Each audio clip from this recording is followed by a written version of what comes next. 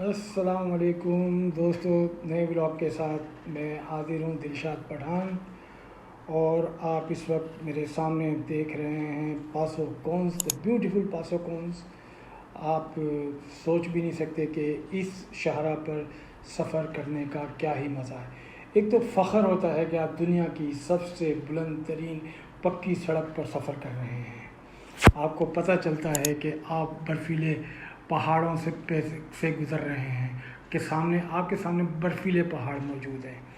یار مجھے تو وہ پاکستانی فلم کا گانا یاد آ رہا ہے جو اس برفیلے پہاڑ کو دیکھ کر اس نے اپنی محبوبہ کو تشبیہ دی تھی۔ اب یقین ہو گیا ہے کہ وہ تشبیہ انہی پہاڑوں کو دیکھ کر دی ہوگی۔ کہتا ہے کہ برف کی طرح تم چمکتی ہو، برف کی طرح تم چمکتی ہو، جل کے سندل سی تم مہکتی ہو، جل کے سندل سی تم مہکتی ہو، پیاری لگتی ہو لوٹ لیتی ہو، زلف غصے سے جب جھٹکتی ہو۔ کیا خوبصورت مناظر ہیں، کیا خوبصورت مناظر ہیں، میں کیا بیان کروں۔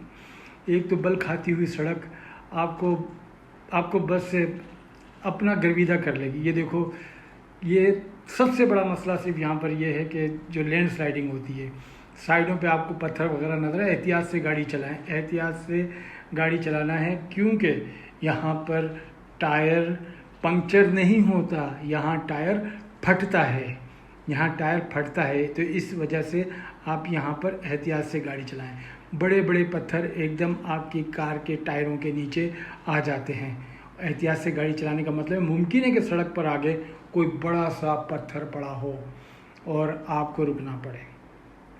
یار گلگت بلتستان واقعی بڑا خوبصورت ہے۔ کم از کم 50 ایسی پہاڑیاں ہیں یہاں پر جو 7000 فٹ سے کم ہیں، اور 5-8 ہزار فٹ سے زیادہ کی ہیں۔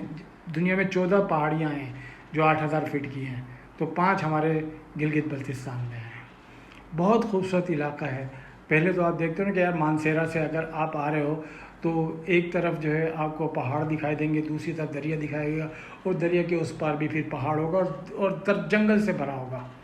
لیکن جیسے ہی آپ یہاں پہ داخل ہوتے ہو تو ایک تو علاقہ وسیع ہو جاتا ہے، میلوں پہ وسیع ہو جاتا ہے، اور پھر دونوں طرف چٹیل پہاڑ، درختوں سے پہاڑ درخت غائب ہو جاتے ہیں پہاڑوں سے، درخت غائب ہو جاتے ہیں پہاڑوں سے، اور بالکل چٹیل پہاڑ، اور ایسا نظارہ پیش کرتے ہیں۔ بعض دفعہ ایسے سین آتے ہیں، جیسے پاسو کون ہی لے لیں یار، یہ پاسو کون آ رہی ہے، ہم گلمیت سے جا رہے ہیں پاسو کون کی طرف، یہ پاسو کون ہی لے لیں، اتنی خوبصورت ہے۔ ایک تو اوپر سے کچھ وائٹ سی لگتی ہیں، اور پھر بلیک ہے، جیسے بلیک کے اوپر جو ہے وائٹ سا پاؤڈر آپ کو پھینک دیا گیا ہے، تو اس طرح کی لگتی ہے۔ اور پھر جب اس کے سامنے سے آپ آتے ہیں اور دیکھتے ہیں کہ بالکل سامنے سے جو ہے آپ کو یہ پہاڑیاں دکھائی دیتی ہیں، تو یقین کریں کہ بہت زبردست مناظر لگتے ہیں، بہت زبردست مناظر لگتے ہیں۔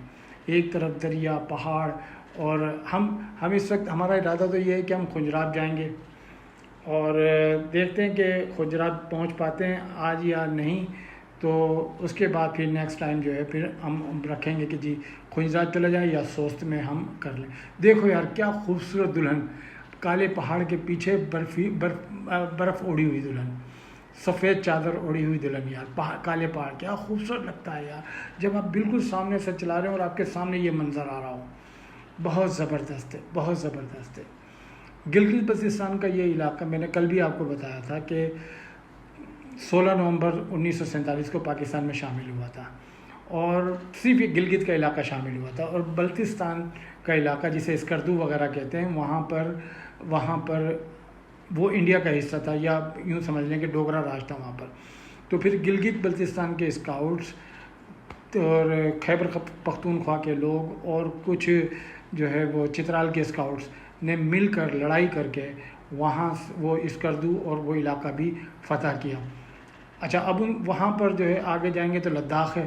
لداخ کے جو 2 مشہور شہر ہیں جیسے لیہ ہے اور اس کا کارگل ہے۔ کارگل مسلم ایریا ہے، اور جو لیہ ہے وہ زیادہ تر بدھ مت کے لوگ وہاں پر رہتے ہیں۔ تو اس کے ساتھ ہی جو ہے اگر ہم سائڈ پہ جائیں گے تو چین آ جاتا ہے، اقصائی چین جسے ہم کہتے ہیں. تو یہ تین یوں سمجھ لیں کہ یہ خطہ جو ہے تین بڑی نیوکلیر پاور کے درمیان گھرا ہوا ہے اور تقریباً 73,000 کلومیٹر اسکوائر اس کا ایریا ہے اور جو لوگ یہاں پہ رہتے ہیں تقریباً 2 ملین کے برابر ہیں، 20 لاکھ کے قریب. دیکھو یار کیا خوبصورت. یا پاسو کون اس طرح لگتا ہے جیسے آپ اسلام آباد کی ایکسپریس وے پہ چل رہے ہو اور سامنے سے آپ کو فیصل مسجد دکھائی دے رہی ہو. تو آپ کہیں سے بھی جا رہے ہو، کہیں کیسے بھی جا رہے ہو سڑک پہ، پاسو کون جو ہے گلگت کا آئیکن ہے کہ جی آپ نے ہر جگہ سے دکھائی دینا ہے. کیا خوبصورت مناظر آپ کو پیش کر رہی ہے. بل کھاتی ہوئی سڑک، بل کھاتی ہوئی سڑک جا رہی ہے اور یہ بیچ میں کہیں جو آپ کو نظر آتے ہیں درخت، یہ بہت خوبصورت منظر پیش کرتے ہیں. یار نکلو بھائیو نکلو یار، یہ پہاڑ تم کو بلا رہے ہیں. یقین کرو کہ جب ان پہاڑوں سے محبت ہو جائے گی نا آپ کو، تو پھر آپ ہر سال نہیں تو 2-3 سال بعد جو ہے ضرور آئیں گے. آپ میری رائٹ سائڈ بھی دیکھو یار کیسے خوبصورت لگ رہے ہیں یہ پاسو کونس. یہ کون کی طرح ہے، یہ آئس کریم کون جس طرح ہوتی ہے نا اس طرح بنی ہوئی، اس وجہ سے اسے پاسو کونس کہتے ہیں. کون کی طرح بنی ہوئی یہ سڑک یہ ہے. اور یہ آپ کو کہاں سے دکھائی دیتی ہے؟ آپ حسینی پور برج پہ جائیں گے وہاں سے بھی آپ کو دکھائی دے گی. اور آپ جب بس شروع ہو جاتا ہے گلمرگ سے یہ شروع ہو جاتی ہے اور یہ آپ اس کو یہ سمجھ لیں کہ بہترین نظارہ یہ ہے کہ آپ اس کو دیکھیں. اور جب آپ سڑک کے بالکل سامنے سے اس کو آپ کو نظر آتی ہے تو اور خوبصورت مناظر پیدا کرتے ہیں یہ. تو 14 اگست 1948 کو اسکردو یعنی بلتستان کا حصہ بھی ہمارے پاکستان میں شامل ہو گیا تھا. اور یہ لڑائی انہوں نے اپنے طور پہ لڑی، یہ انڈیجنس لڑائی تھی. یہ یہاں کے لوگ کیونکہ کشمیر کا حصہ تھا، کشمیر کے جو ڈوگر راج تھے وہ مسلمانوں کے ساتھ زیادتی کرتے تھے. انہیں ایسا محسوس ہوتا تھا کہ وہ اپنے علاقوں کو ترقی دیتے ہیں اور ان علاقوں کو ترقی نہیں دیتے اور ان کے ساتھ زیادتی کرتے ہیں. تو انہیں بزور طاقت ڈوگروں کو مار کر بھگایا یہاں سے اور اپنے طور پر یہ ان کی انڈیجنس لڑائی تھی، یعنی کہ مقصد لوکل لوگوں نے جو ہے ان کو بھگایا اور پھر اس طرح یہ خطہ پاکستان میں شامل ہوا. تو ایک متنازع علاقہ بھی ہے. ابھی تک جو انٹرنیشنل چیزیں ہیں وہ اسے ایک متنازع علاقہ مانتی ہیں. جیسے یونائٹڈ نیشن ہے اسے متنازع علاقہ مانتی ہے، اسے کشمیر ہی مانتی ہے. وہ لوگ کشمیر ہی مانتے ہیں. حالانکہ لداخ کے لوگ جو انڈیا میں وہ تو کہہ رہے ہیں کہ جی ہمیں کشمیر سے علیحدہ کر دیا جائے اور ہمیں جو ہے علیحدہ کر دیا جائے، ہماری علیحدہ صوبہ بنا دیا جائے. دیکھو یار کیا زبردست. میں کیا کہوں یار، آواز نکلنا جو ہے بند ہو جاتی ہے اس کے سامنے. اتنا خوبصورت منظر ہے یہ.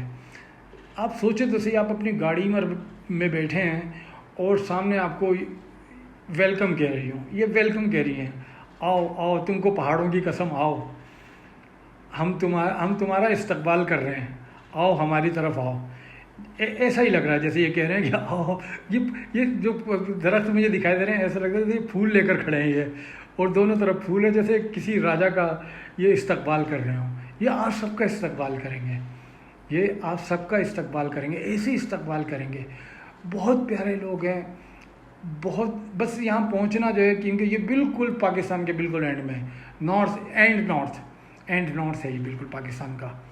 لیکن زبردست علاقے ہیں یار، مان جاؤ کہ جی ان علاقوں کی بات ہی کیا ہے.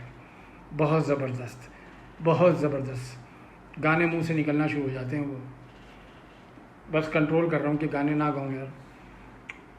بہت زبردست علاقے ہیں یار، دیکھو تو صحیح یار ان کو یار. لوگ بھی بڑے پیارے ہیں یار.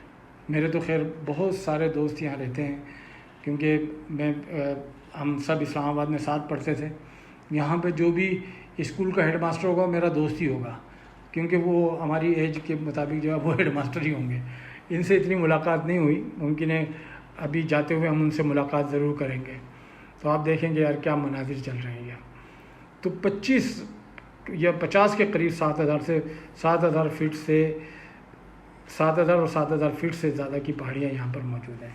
5 پہاڑیاں تو یہاں پر ہیں جس میں جو ہے وہ جو 8,000 سے زیادہ ہیں، جس میں K2 ہے جو دنیا کی دوسری بڑی پیک ہے. اس کے علاوہ نانگا پربت ہے.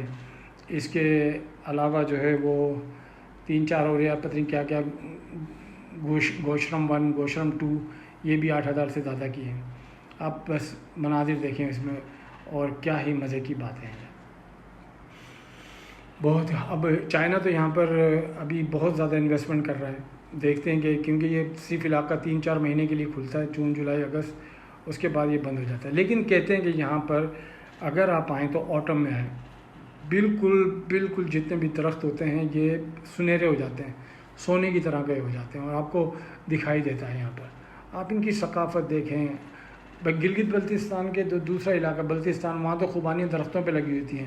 آپ کو وہ کسی ہوٹل میں بیٹھتے ہیں، ہمیں تو وہ توڑ کے پہلے خوبانیاں کھلاتے تھے، پہلے کھانا پکڑا آپ خوبانیاں کھائیں اس نے، اور اتنی لذیذ ہوتی تھی، اتنی میٹھی ہوتی تھی. بس آپ آ جائیں بس یہاں پہ، یہ آپ کو ویلکم کر رہے ہیں. یہ پہاڑ بہت زبردست علاقے ہیں یار، بہت زبردست علاقے ہیں.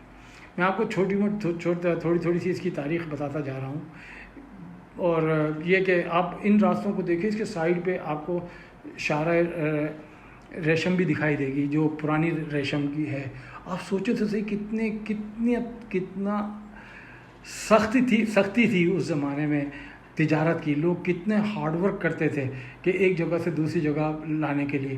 اور یہ صدیوں سے شاہراہ ریشم کو ایک ٹریڈ روٹ کے طور پہ دیکھا جاتا ہے. اور اس کی یہ تو ابھی نئی سڑک ہے، اس کے سائڈ پہ اگر آپ دیکھیں گے تو یہاں پہ آپ کو کہیں اس کی باقیات دکھائی دیں گی. بہت زبردست. میں یہاں پر پہلے جب آیا تھا تو 1994 میں میں یہاں پر آیا تھا، اور اس پورے علاقے کو گھوم کر گئے تھے. پہلے خیر ہم اپنے یونیورسٹی کی بس لے کر آئے تھے، اور اس میں ہم لوگ گھومتے تھے، تو بہت اچھی یادیں تھیں اس زمانے میں بھی. اور اس کے بعد اب آنا ہوا یہاں پہ، کیونکہ باہر چلے گئے تھے، تو پھر سوئٹزرلینڈ ہو گیا، انگلینڈ ہو گیا، وہ تو دیکھے تھے. لیکن یار یہاں پر آپ کو جو ہے ایڈونچر دکھائی دیتا ہے. ایڈونچر کا مطلب ہوتا ہے ایسی سیر و تفریح جس میں رسک بھی ہو. سڑکوں پہ آپ کو دکھائی دیں گے کہ جی یہ دیکھو بڑے پہاڑ پڑے ہوئے ہیں، یہ کبھی بھی نیچے آ سکتے ہیں اور آ جاتے ہیں. اور یہ آتے میں نے ایسے بہت زیادہ دیکھے، بڑے پہاڑ اسی روڈ پہ پڑے ہوئے آپ کو کہیں نہ کہیں دکھائی دیں گے. تو ایسا تو ہے کہ یہاں پر آپ کو کوئی آسان راستے نہیں ہیں، اور یہاں پر بہت زیادہ لینڈ سلائڈنگ بھی ہوتی ہے بعض دفعہ جو ہے. لیکن ان کا بہت بہتر انتظام ہو گیا جو سلائڈنگ کی، جو پتھر وغیرہ کو ہٹانے کے لیے. اس زمانے میں تو 2-3 دن تک جو ہے وہ پتھر پڑے رہتے تھے. اور ہم نے خود یاد ہے مجھے کہ میں ہنزا میں 2 دن ہم ایک اسکول میں پڑھے رہے تھے، اور بہت ہی زیادہ مہمان نواز بھی ہیں لوگ. وہاں پر بھی اس زمانے میں ناشتہ واشتہ بنا کر لاتے تھے، تو بہت خوبصورت مناظر ہے. میں تو کہتا ہوں کہ آپ لوگ یہاں پر آئیں. اچھا، اور دوسری بڑی بات پتہ ہے کیا ہے، کہ جو گلیشیئرز ہیں نارتھ پول اور ساؤتھ پول کے بعد، اگر کہیں پولز کے بعد اگر کہیں گلیشیئرز ہیں تو وہ اس علاقے میں، پوری دنیا میں اس علاقے میں ہیں. اور انہی گلیشیئرز کے پانی کو ہم استعمال کرتے ہیں، کہ جس میں جو ہے دریا سندھ وغیرہ میں آتا ہے. یہ پہنچ گئے ہم سوست کا. ابھی سوست تو نہیں ہے، لیکن ہم نے یہاں سے پیٹرول ڈلوانا ہے، اور سوست کے بالکل قریب یہ پہلا پیٹرول پمپ ہے سوست شہر سے. آپ یہاں کے بھی نظارے دیکھیں، چاروں طرف سے ہم اپنا کیمرہ گھما رہے ہیں اور دکھانے. یہ سامنے ریسٹورنٹ ہے، اس میں ہم نے کھانا کھایا ہے، اور اپنی جو ضروریات تھیں وہ پوری کی ہیں. کھانا بھی مزیدار تھا اور پرائس بھی صحیح تھے. تو اور یہ ریسٹورنٹ کی جو ٹک ٹاک شاپ ہوتی ہے وہ ہے. اور اب ہم اپنا ولاگ یہیں پر ختم کرتے ہیں، اور پھر نیکسٹ ٹائم آپ کو سوس سے لے کر خنجرات تک کے راستے کی کہانی سنائیں گے، اور آپ کو گلگت بلتستان کی تاریخ سے بھی آگاہ کرتے رہیں گے. بہت زبردست علاقے ہیں آپ دیکھ رہے ہیں چاروں طرف، اور چاروں طرف پہاڑ ہیں. پہاڑوں کے پیچھے جو سفید پہاڑ دکھائی دیتے ہیں وہ یقیناً دلہن کی طرح نظر آتے ہیں. Thank you very much.